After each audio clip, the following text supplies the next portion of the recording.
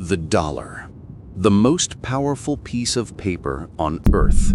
It builds nations, destroys economies, and decides who truly holds power in our world. But what if I told you this dominance wasn't meant to last forever?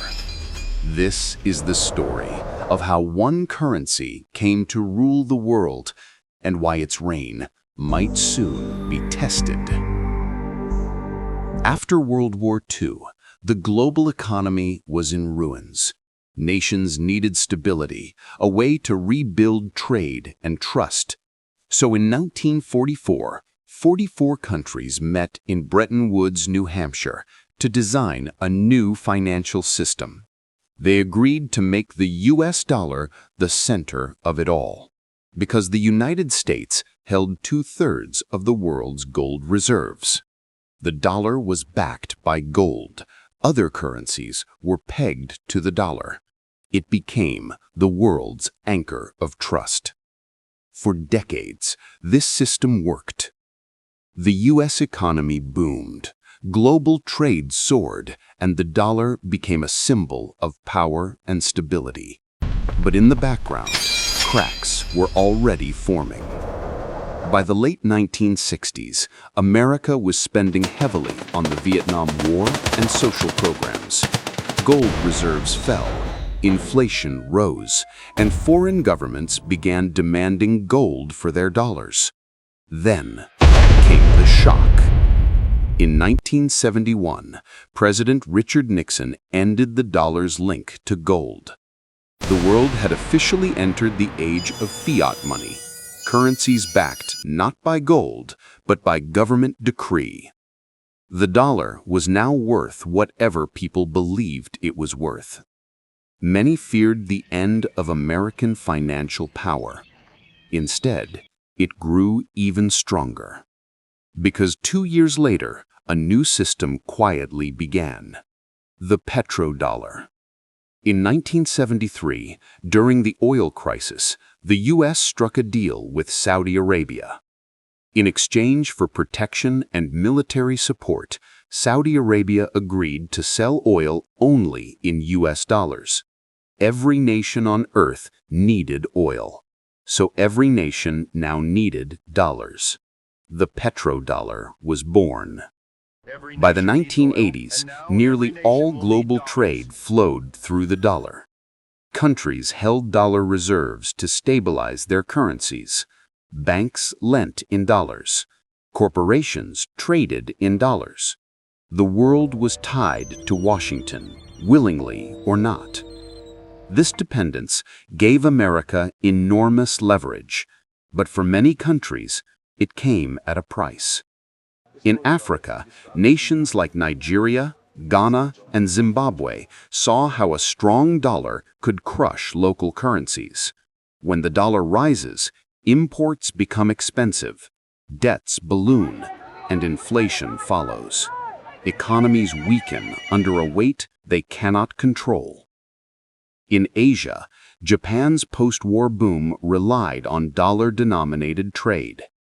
China and India accumulated trillions in dollar reserves to protect their economies from shocks. The dollar wasn't just American anymore. It was global. Then came 2008. The world plunged into a financial crisis. Banks collapsed. Markets crashed. Yet even in chaos, the world turned to the dollar. Investors fled to U.S. Treasury bonds, the so-called safe haven. The message was clear. The dollar was not just currency, it was trust. But that trust created imbalance. When the dollar strengthens, debt in poorer nations grows. Loans become harder to repay. Recessions spread. A strong dollar can lift Wall Street and sink the rest of the world. Power and pain, two sides of the same coin. Today, that power is being questioned.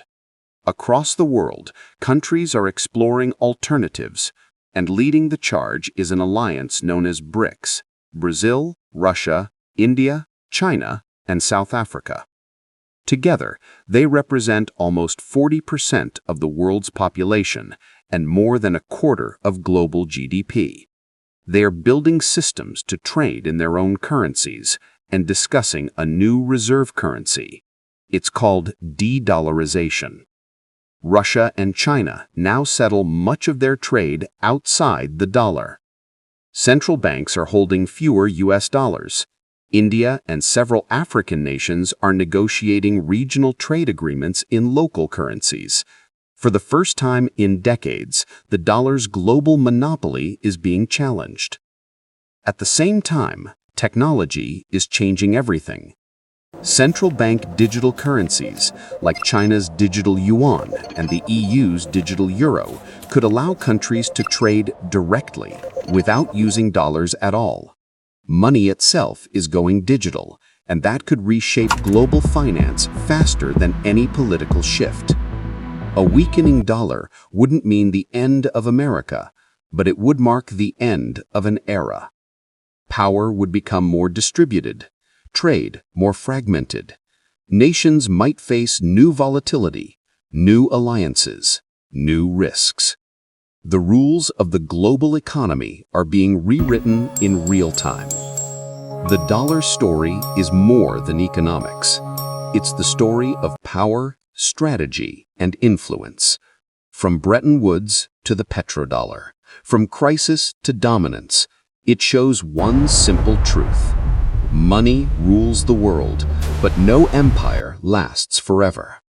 The next chapter is being written now, and we are all part of it. Knowledge is power. Understanding money means understanding the forces that shape our lives. If you want to see more stories like this, the hidden forces behind wealth and power, subscribe to Nixora. Because the world of finance isn't just about numbers. It's about who writes the rules. And those rules are changing.